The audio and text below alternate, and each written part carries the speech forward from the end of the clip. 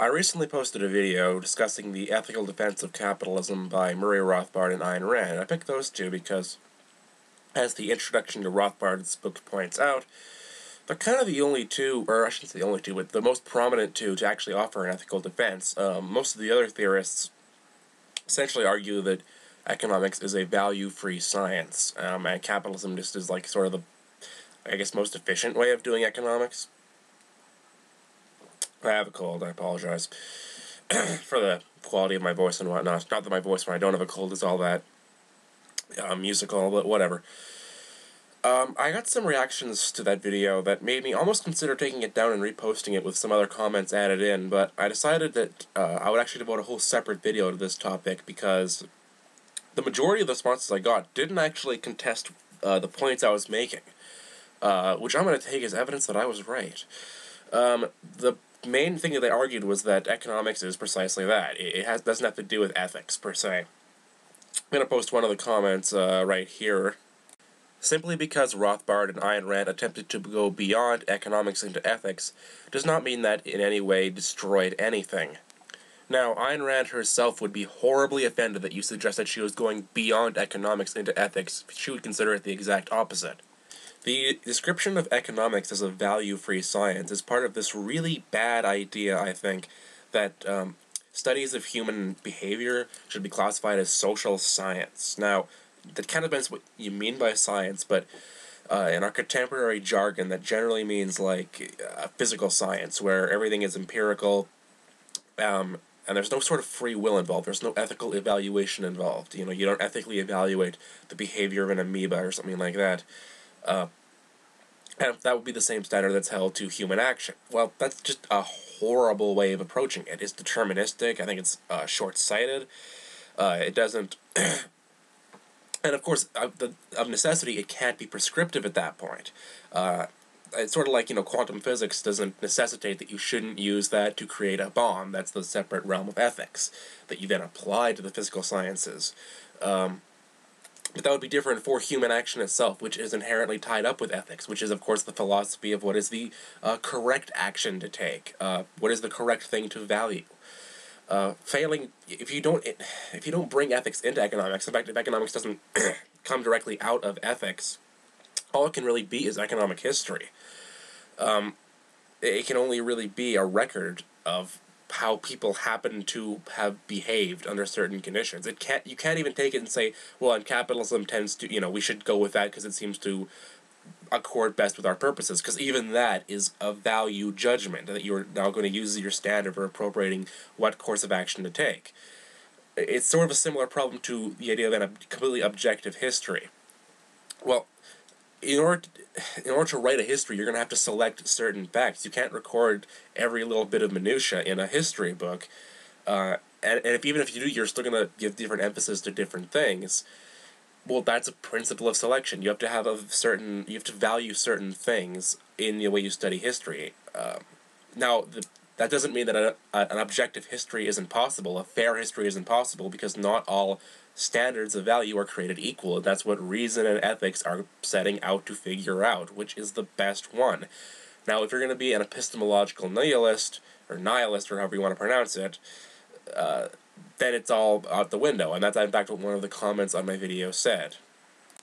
Epistemologically, I don't think any reasonable person can be anything but a nihilist.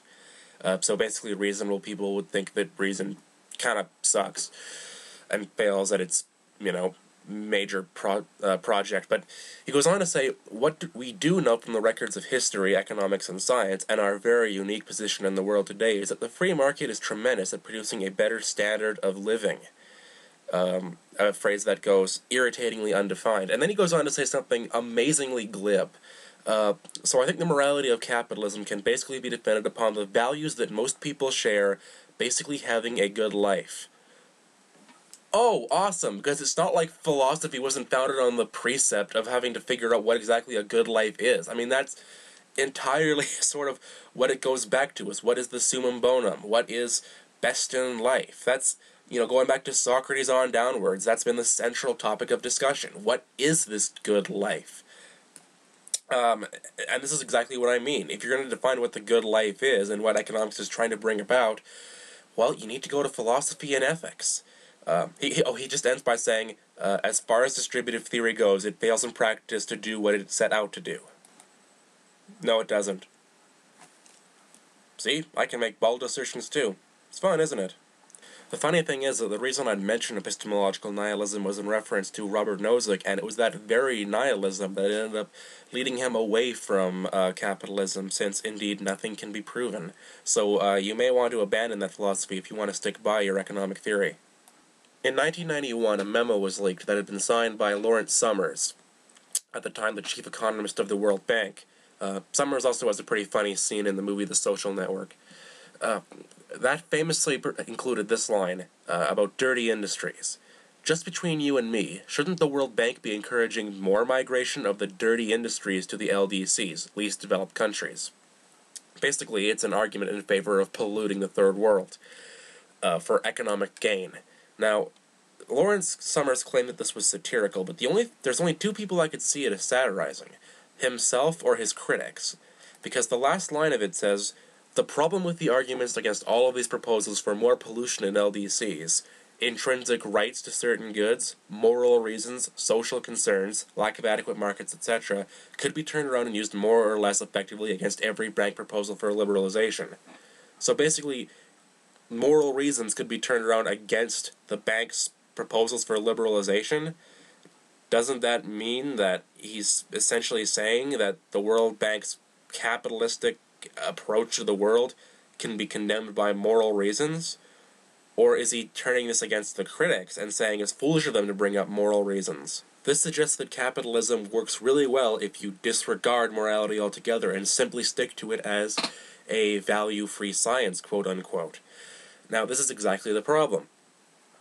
If it's simply descriptive, and you don't really have a set goal in mind, what Summers proposes, satirical or not, seems perfectly logical.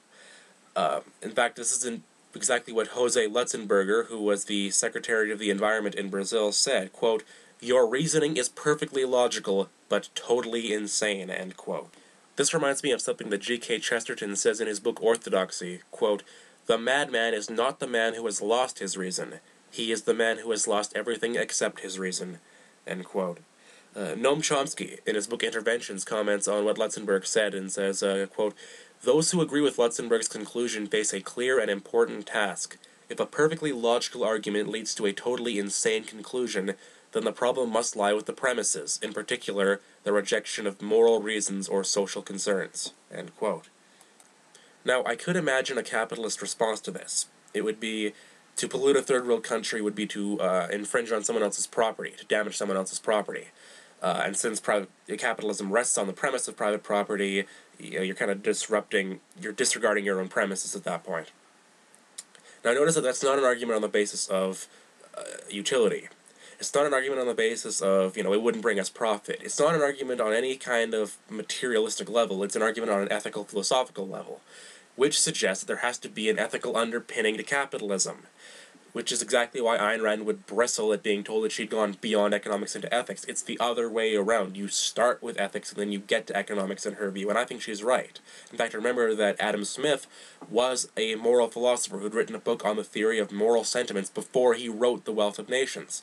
So they understood ethics has to be the underpinning of economics, of capitalism, which means that if you can destroy the ethical base, in their view, you have destroyed capitalism because you're left with, well, what we just saw, insanity.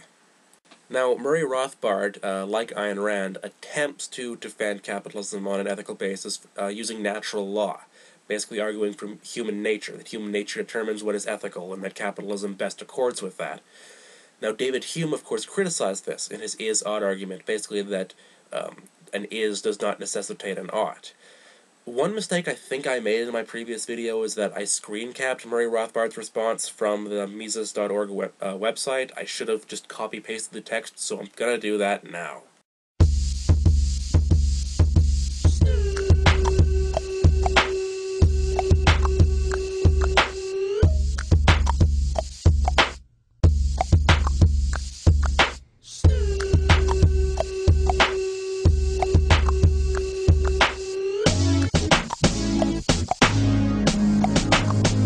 As I emphasized in that video, glaring fallacy right in the middle of this.